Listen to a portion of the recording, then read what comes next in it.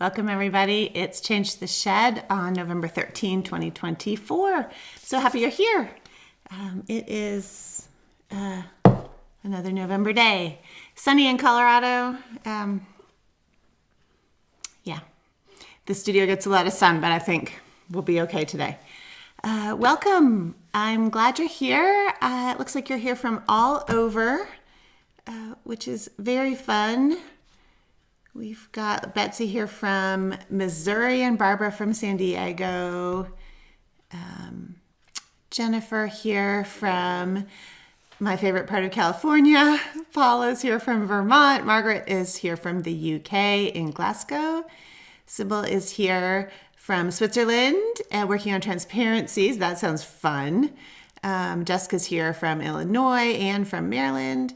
Julia's here from Germany. Hooray. I'm glad your leaves are changing, Julia. Beautiful place to live. Nan's here from New York. Metta's here from Denmark. Oh, you guys are just showing up from all over the world. Thank you. Brenda's here from Pennsylvania. Allison from the UK. And Leslie from Vermont. Allison is from Gateshead near Newcastle upon Tyne, which I freaking love the names of the places in the UK. I feel like we could have more romantic names in the United States, but that's wonderful. Christine is here from Canada. Canada is in the house. Karen's here from Massachusetts. Renee also here from Massachusetts. I'm here from Colorado, where the sun is out, though it be fall. The next Change the Shed will be on the 27th, which is in 2 weeks, 27th of November. I'm going to do a bit of a weave along, if you haven't heard me say this yet, for November and December. Just a little holiday thing. You're welcome to join me or not. You're welcome to just watch me weave on Change the Shed. I'll be doing a couple little fringeless for salvage, sort of holiday themed, winter themed, really. The things I'm weaving are trees. And I know y'all have seen me weave trees before, but I'm doing outdoor trees and for winter. But I have some ideas for you for other things you might weave if you want to weave along with me. Before I forget, on December 2nd, which is in 3 weeks or something, it's a Monday, Sarah Sweat and I will be doing a live YouTube chat. So that will be really fun. It's free. You don't have to register. There's one of those upcoming links on my YouTube channel. I will link it in all of my newsletters between now and then, as will Sarah. And you can come and ask us questions and chat with us on YouTube. So I hope that you can come for that. It's Monday, December 2nd, which is Fiber Monday, which is the day that I have my one time a year sale on all my online classes, so you can guess that the fringeless class, which is the one I did with Sarah Sweat, will also be on sale. So put that on your calendar, Monday, December 2nd. I think we're doing it at noon Mountain Time, which is 2 p.m. Eastern. I know it's the middle of the day, but don't worry, it will be recorded. You can watch later and ask questions, after the fact, if you miss it. So that will be really fun.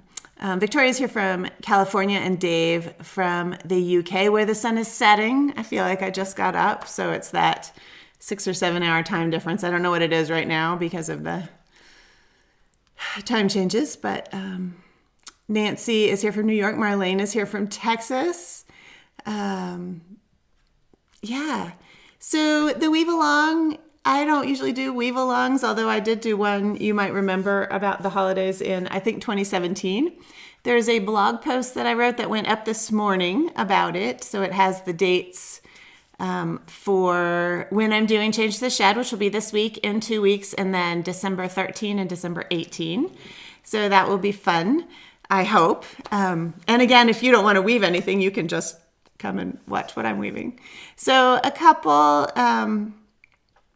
so there's a blog post. In the blog post, there's a PDF link to hand out with some more ideas if you need some thoughts about what to weave. And I will show you some possibilities right now. And some of you will come up with some really fantastic things. I have kept my ideas as simple as I can because I know a lot of people who follow me are closer to the beginning stages of being a tapestry weaver, and I want you to feel like you can weave something and accomplish it. So Those of you who have more experience, please use what you know, and you can weave whatever you want.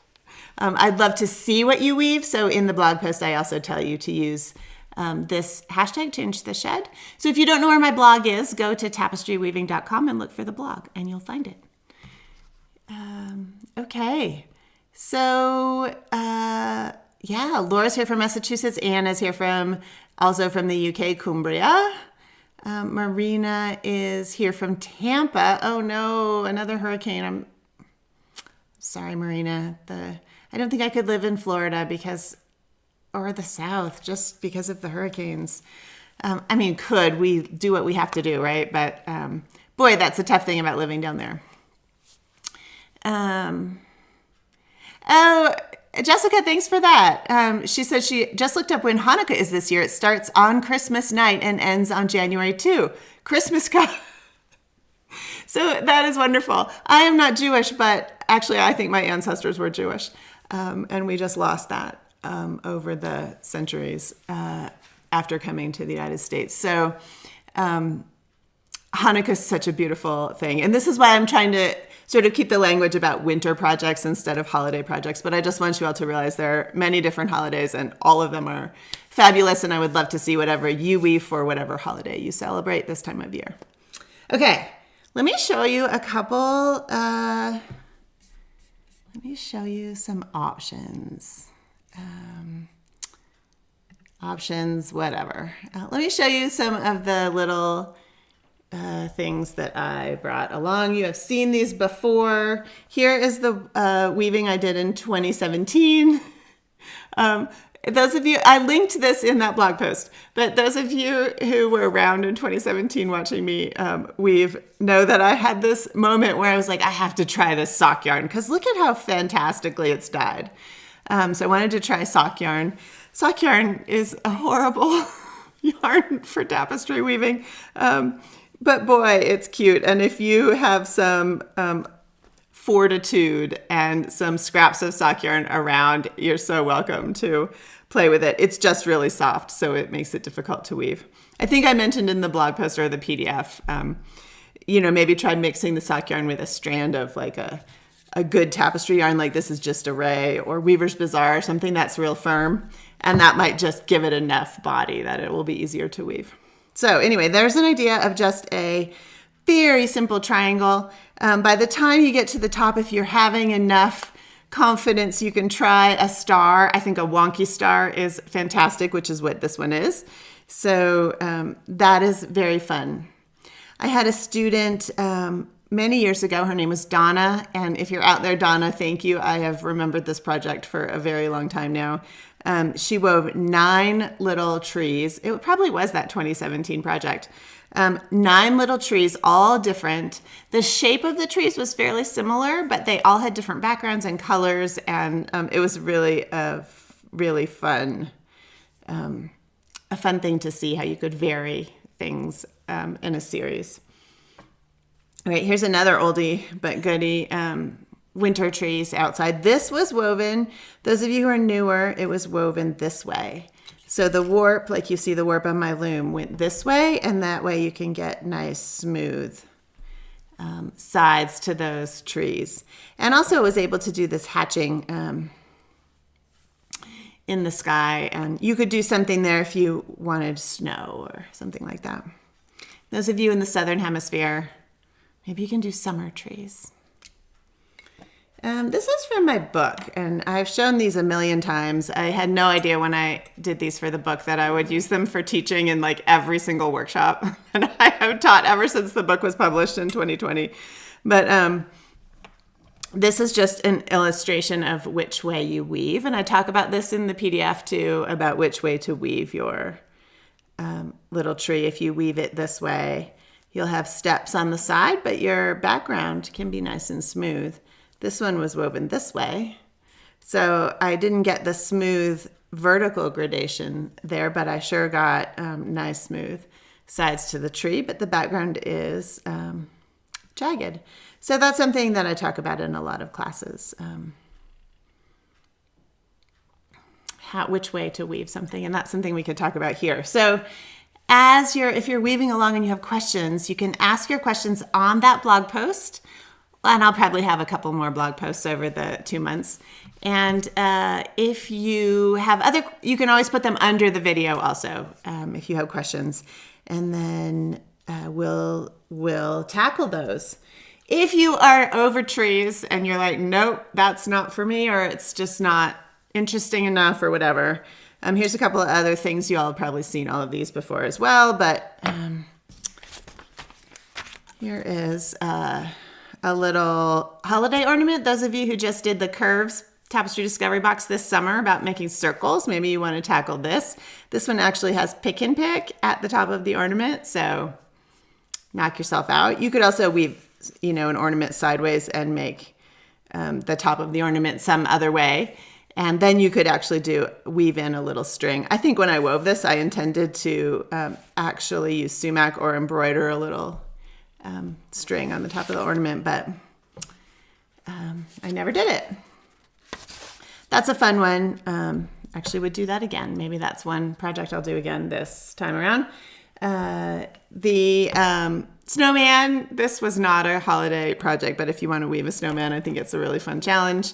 And this guy's in the desert, and it was a Tapestry Diary piece that I can't remember the whole story of anymore. Actually, what did I say I did not say on the tag. I wove it in 2017, and it's called Sad Snowman. This was another one I wove with the sock yarn that same time. Again, super soft, tough to weave, but remember maybe you still have some of these, the holiday tree ornaments that you screw the little bulbs into. That's what that is. It was really fun to use the sock yarn because it's dyed in such an interesting way. And then the last two, I wove these on Change the Shed, and I've linked, I think in the blog post, I linked where the Change the Shed episodes of these are, if you want to go back and watch me weave them. This was the first guy I did. I thought he turned out really funny, and you could do your own. This was fringeless for salvage weaving, and you can tell here I split to get the hands to have a little more definition or something. I split the warps, but let's see. I did that here too on her little hands. These were a little bit complicated for the size that they are, but they were a lot of fun to do.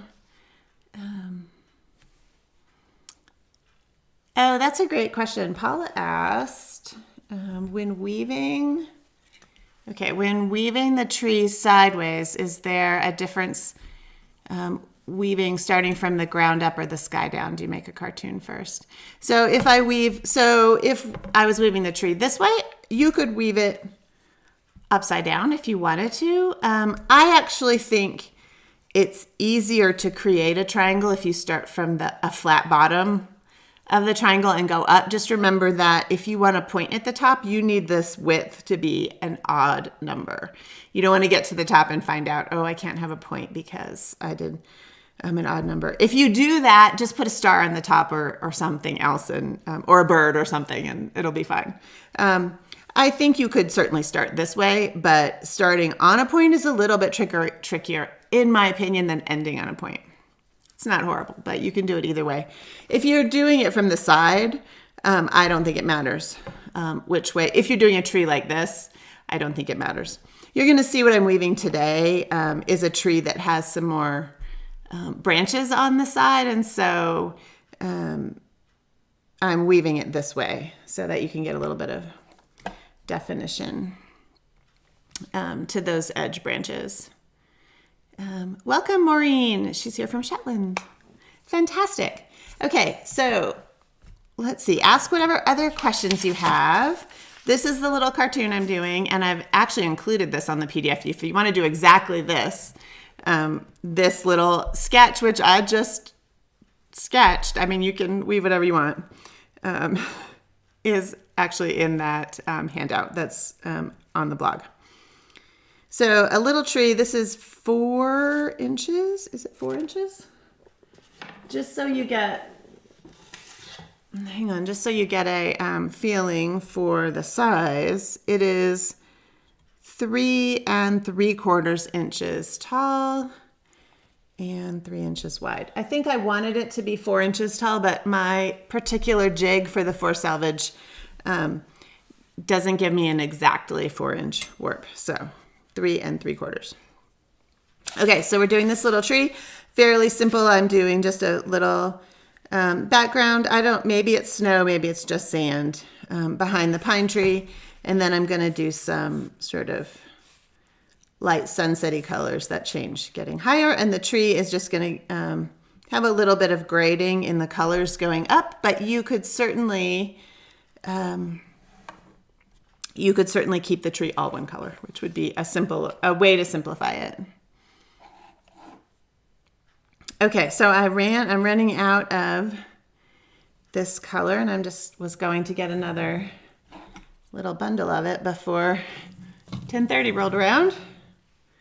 So I'm using all just array tapestry yarn for this project. It is, this is the forest color. So I have all 5 forest colors, and I don't know if I'll use all 5 of them, but I've started putting in some of, that was forest 1 is the darkest, and some of 2 in here. Let's see.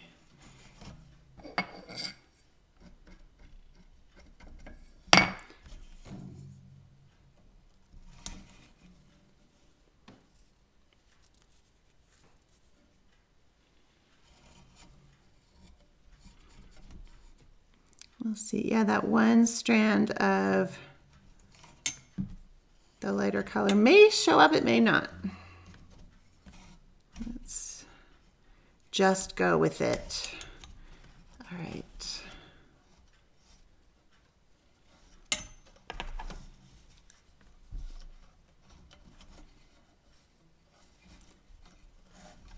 Can you all see that? It looks like maybe you can. I'm going to see if I can bring it in a little closer. Maybe it will focus.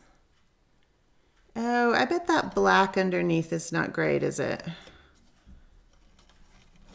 I've been using Merrick's looms that are upright for shooting for a while, and I forgot that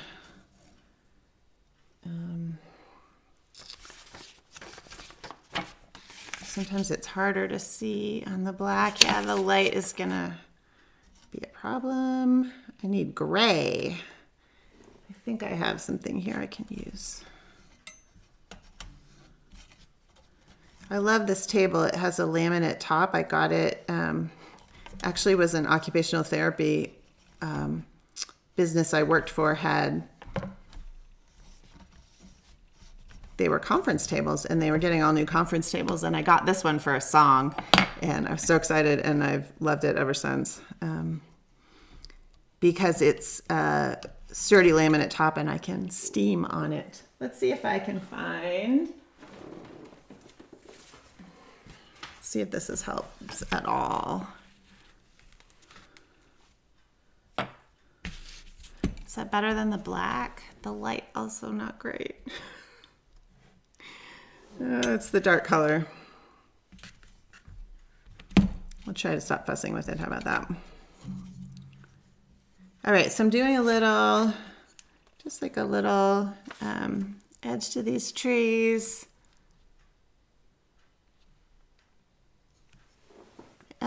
You could do that. Allison said, if not using 4 selvage method, do you need to double the warps anywhere so that you can split them at some point in the design? You could do that. I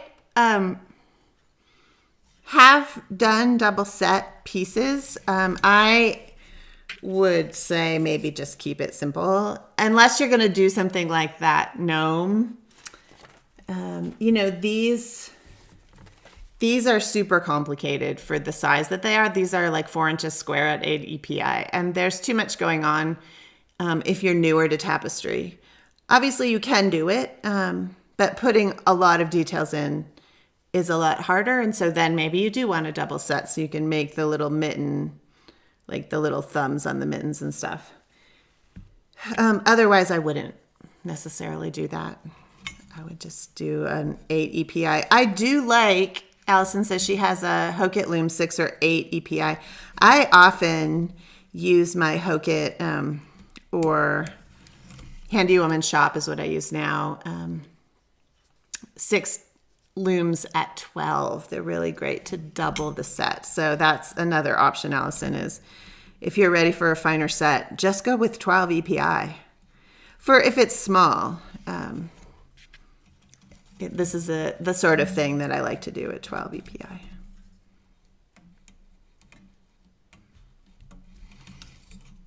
I rarely use those 6 stent looms at anything except 12 EPI because 6 EPI is pretty a coarse set for a small thing. All right, let's see if our sheds are going to work. Yep.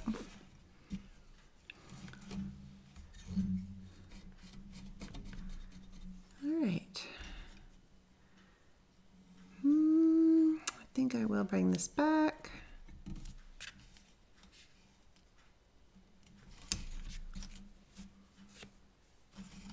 Put a little sort of shadow under this tree.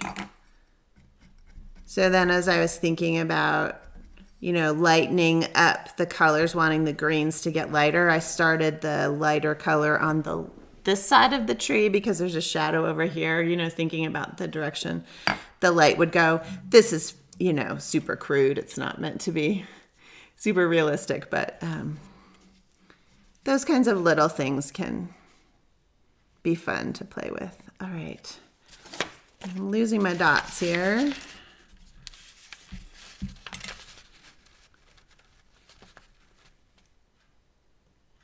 Okay, I am gonna bring that up. And so then I need to fill in this side. Always weave from the bottom to the top. So this whole little area needs to be this background color.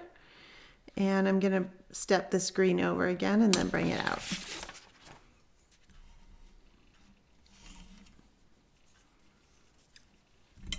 This is a mix. If you have the Gist Array colors, these colors at the bottom are Natural, Walnut 5, and Black 6. So I wanted to warm it up a little bit with the walnut, which is actually sort of a red-violet color, but I'm using the very lightest version of those.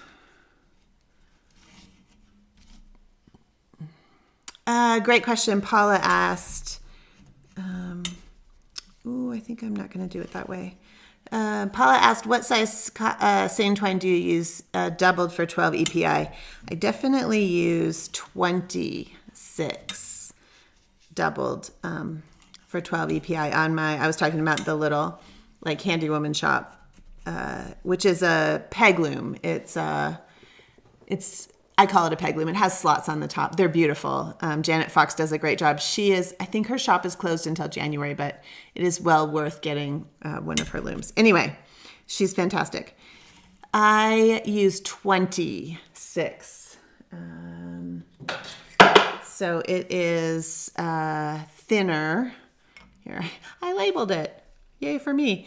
Let's see if I can compare them here. Sometimes I have warp around. So this one is the 12/6, which is, nope, this is 26 as well because it's doubled for the fringeless. But can you see the difference in size? The 26 is just a little bit thinner. If all you have is 12/6, if you have 12/6, you can double that at 12 EPI. It will be fine. I like the 26 size myself, but the 12/6 will also work doubled at 12 EPI. I don't think I would try to use it at 16 EPI. I think it will be too thick, but someone will try it and prove me wrong. So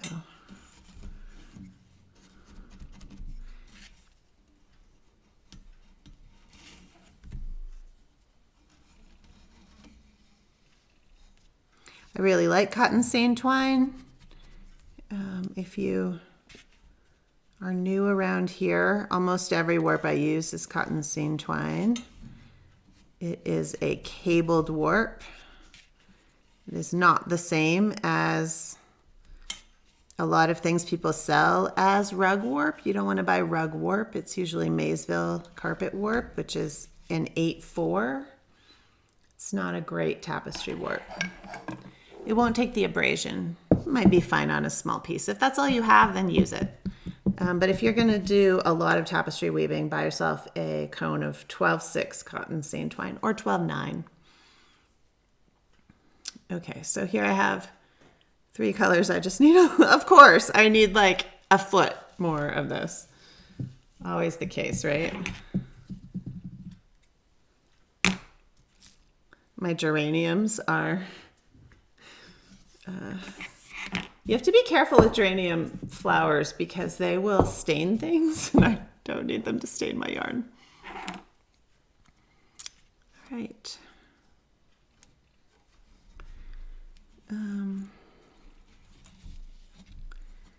I am splicing this because it makes the finishing a lot easier for me, the way I do it. You do you. Other teachers will teach you other things.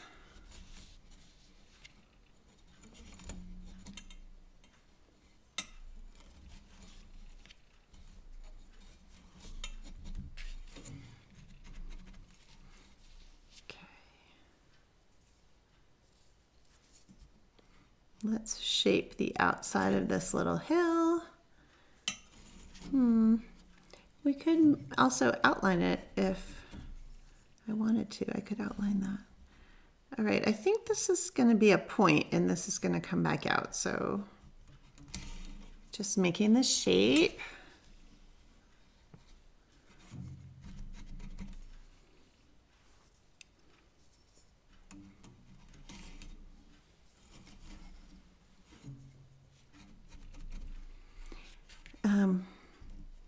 I had a little trouble with the tech for the blog post with the PDF. So what I'm noticing is that it is taking a really long time for MailChimp to send you the PDF. So if you've never been on my Tapestry Picks mailing list, if you are not on my Tapestry Picks mailing list, right now there's a double opt-in. You're going to have to go find the email that says, yes, it's okay if you send me this, and click that.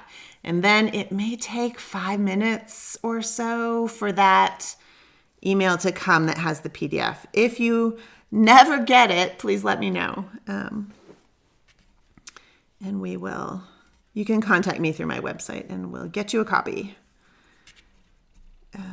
Okay. Sometimes decisions feel big when they really shouldn't be that big. Do I go back here? Let's just do this. I'm going to leave this tail long here because sometimes I want to pull it up to fix a shedding issue, or I might use that to do an eccentric outline. All right. This is just going to wrap that.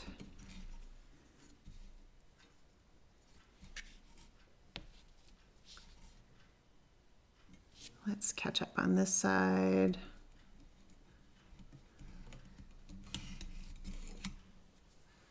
I'm going to keep this fairly simple. I'm not going to screw around with this background here, but of course you're welcome to add anything you want. You could stick a little elf in your tapestry. I think it might be hard to weave at this size, but okay, that.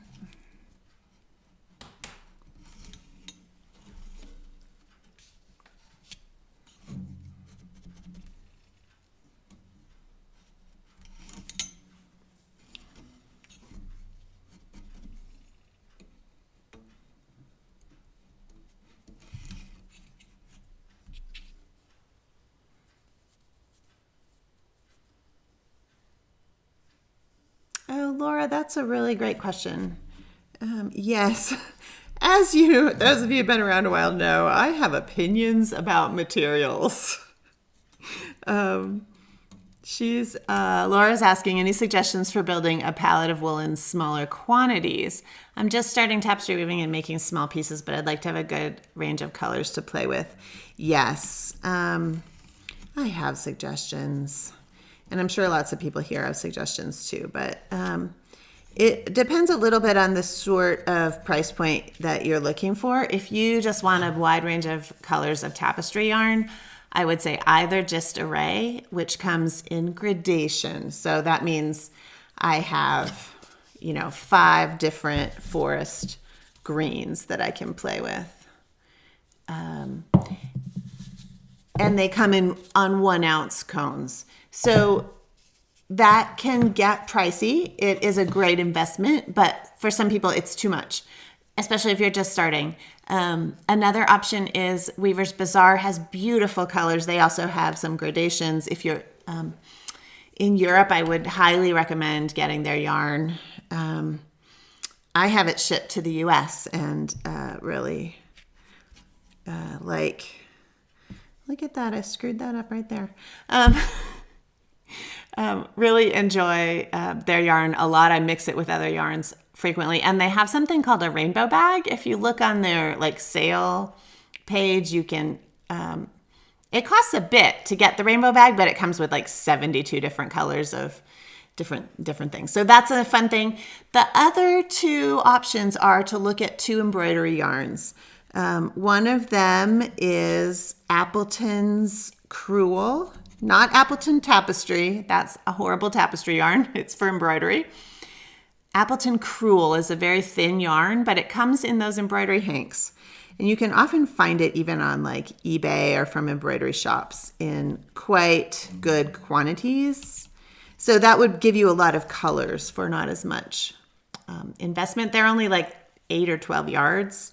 But if you're doing really small things, then that is sufficient to start with. And the other one is used to be called Patternaean. This was a yarn beloved by tapestry weavers, and they went out of business. And now it's being made by a company called Colonial Needle. So the yarn you're looking for is Colonial Persian. And also needlework stores will sell those, and they come in small put-ups. You can always look at things like Merrick's. Merrick sells little packets of a whole bunch of like faro colors or stuff like that. There are places to get smaller amounts of things. You can even get, there's someone at the Weaver's Loft does Harrisville Highland in like 25-yard balls or something. So there's lots of possibilities there. What did I do? So back here, when I wasn't paying attention, see how the color, can you see how the color changes here? I have walnut. I didn't have the black over here. I only had the black over here. And here I went back to having the black in there. But actually, as I look at it, I think I'm going to leave it. I kind of like how that shifts back to a whiter color. So I'm just going to leave it. Happy accident. We'll call it a happy accident.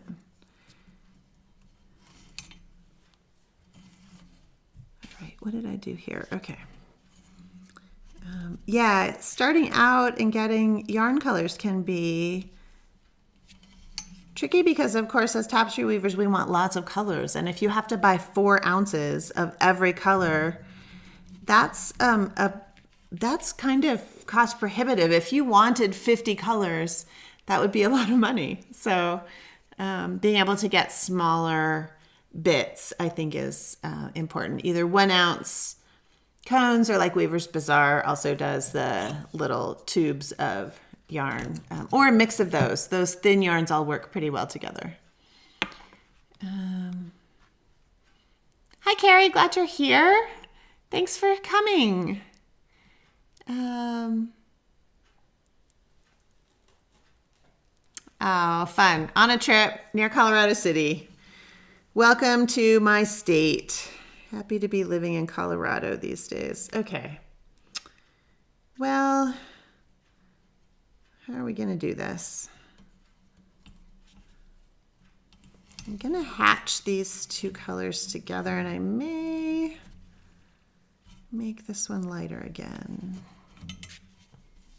This is a tree, so it doesn't need to be even. I'm not looking for even, I'm just looking for, oh, that's a tree.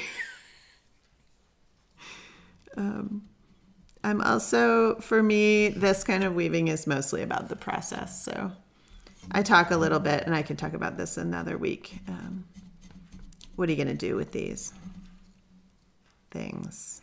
Some people are very practical. For me, it's about just needing to do some weaving. I don't care so much about the finished product. But there are many things you could do with these.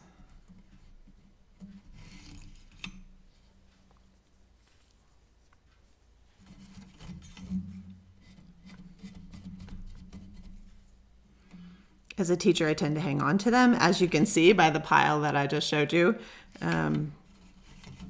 for further teaching reasons.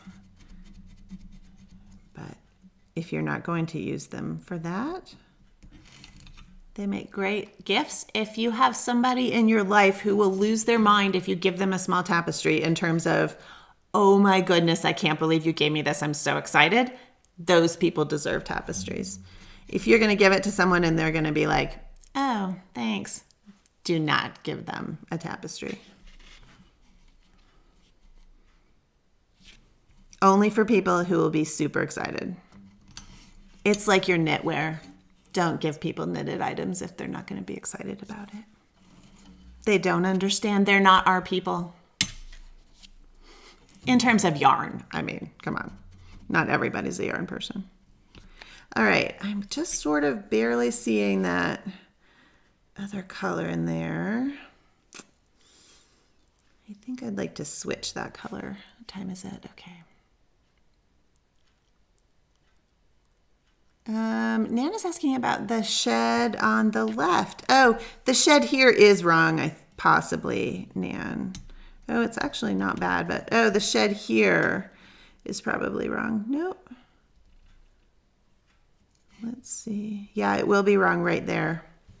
You are correct. I don't know what I'm going to do about it yet. I think I want to start, need to decide about whether I'm going to outline that and put in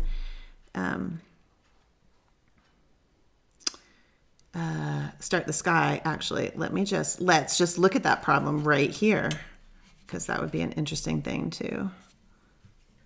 So right here, remember I said I was going to leave this tail. So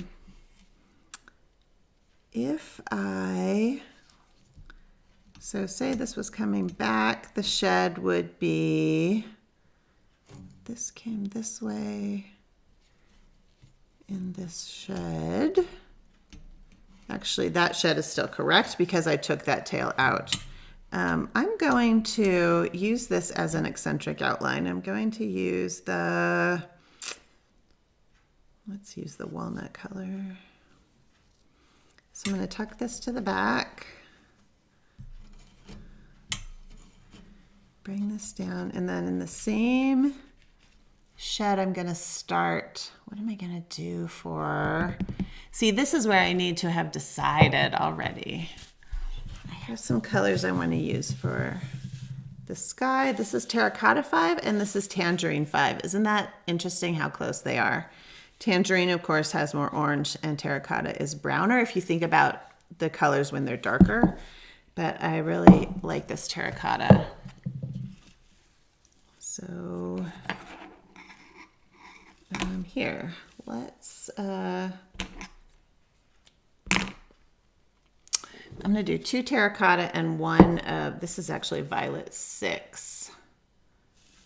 There are a few colors just does where the values go all the way to 6. I think it's just black and violet. Oh, I better keep these apart or I won't remember what I used. Okay, come on.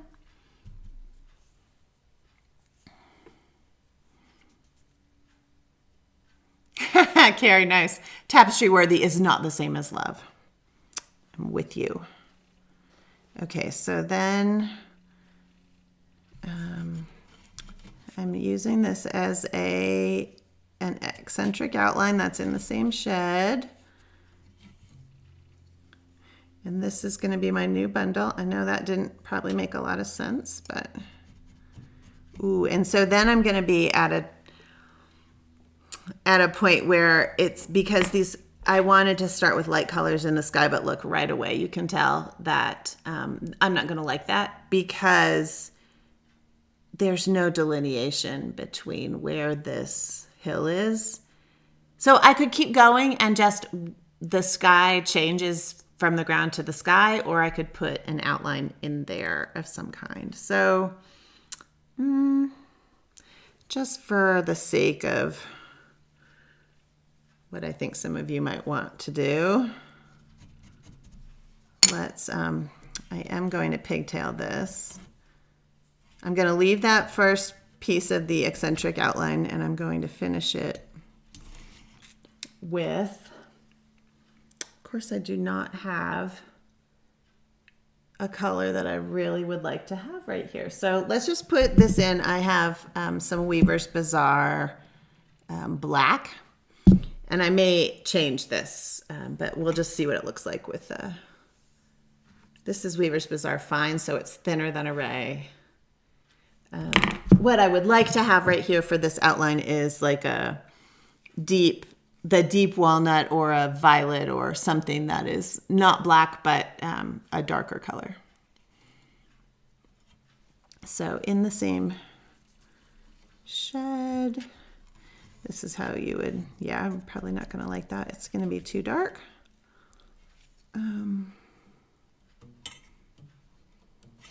So I will play with that, and we will have a consensus next time around. On the next Change the Shed, I hope to have more of this woven, and then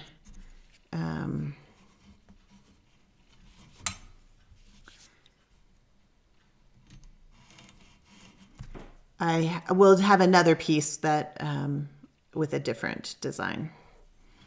I'm going to use one strand of this. I am doing a split weft outline on both sides of this line. For those of you who know what I mean by that, that's what I'm fussing with. And I will rethink this outline going forward. Okay.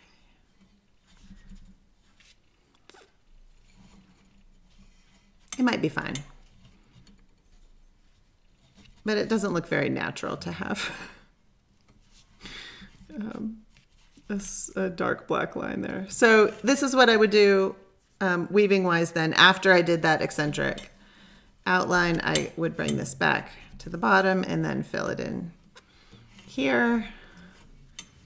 And after all that, it is possible that my shed will be wrong when I get up here, in which case I will have to fix it. Yeah, I don't know that I'm going to like that very much, but that is quite all right. And that's great. No matter how well planned my projects, I still enjoy the opportunity to make something surprising happen. I think that just being sort of open to, oh, look at that mistake. Oh, that's kind of cool. I think I like that, is good. So yeah. Susan asked, when you give someone a small tapestry, do you put it in a picture frame or put double-sided Velcro or just the tapestry? I had some ideas for that in that handout that you can get, which is free, by the way. But some of the things I was talking about, it's a great question. I had a friend who'd love to do, she did a lot of small tapestries, and she would take a piece of cardboard. Ideally, you would use acid-free cardboard, which you could get in an art supply store, but cut it to the size of the tapestry or just a little bit smaller, and then make a fabric backing. And so you just stitch around the edge of the tapestry with the cardboard in between. That gives it a stiff back, and then she would put it on, I don't know if you've been to like Michael's or craft stores where they have those little tiny stands that you put tiny pictures on. She would put them on those, and they were adorable. Generally, if I'm doing a smaller tapestry for show, or that I really want to hang on the wall, I will mount it on and frame it in something bigger. If it's like a holiday thing and you wanted to make ornaments out of it, you could use that same thing with the cardboard and then put a loop on the top. You could hang it on your door, your wall, or your tree. Also, I have seen a lot of people take tapestries and put them in greeting cards. And so that is a little scarier to me, because I'm like, who's going to keep a greeting card? But you can use them that way too.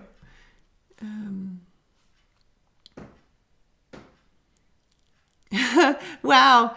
Hyde said they got really lucky this week and got an old Penelope loom. Those, I think, were made by Leclerc. I'm fairly sure it's a loom that I used to have.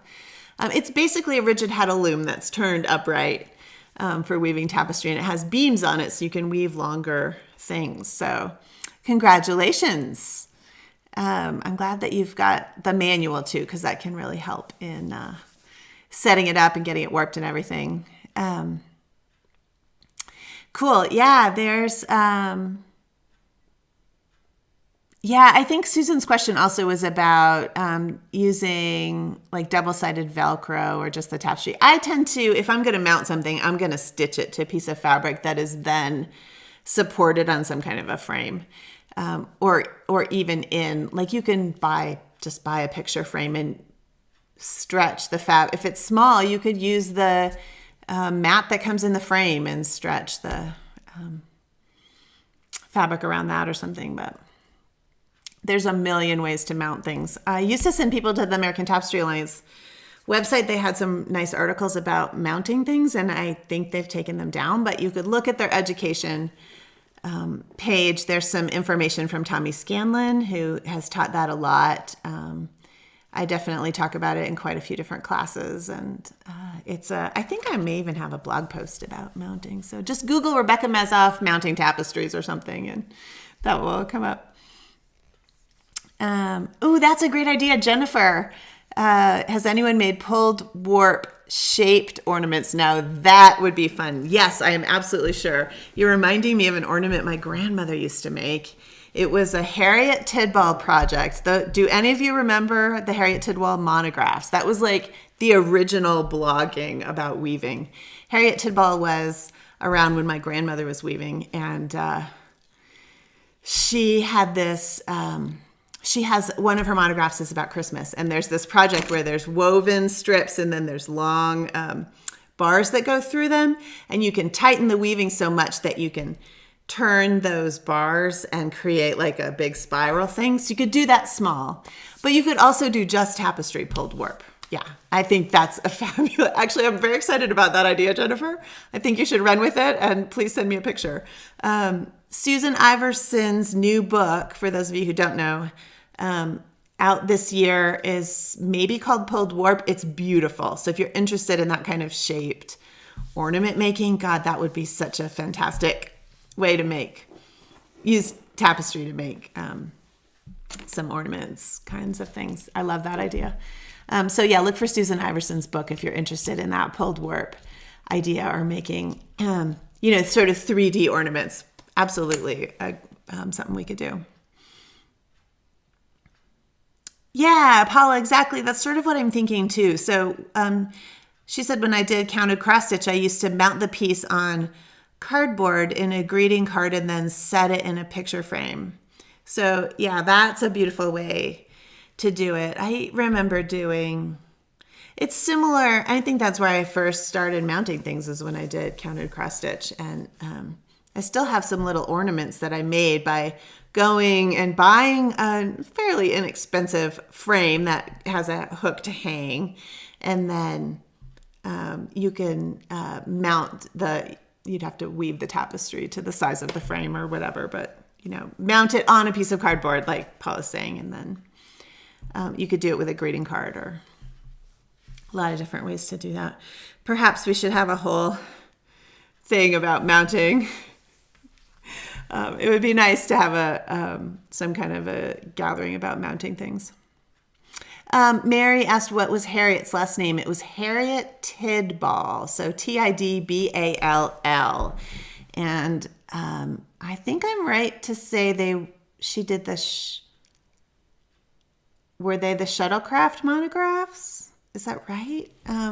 I'll have to find those. I have pictures of the Christmas ones, so I'm sure that the Christmas edition was a Harriet Tidball. So, back in the 70s especially, those were super popular, 60s and 70s. My grandmother was young and weaving. All right. Thank you all for all of your attention and for coming. And I hope that you are all doing okay and that you can weave something in the next couple of months. If nothing else, it's just a way to dissipate some stress, I think.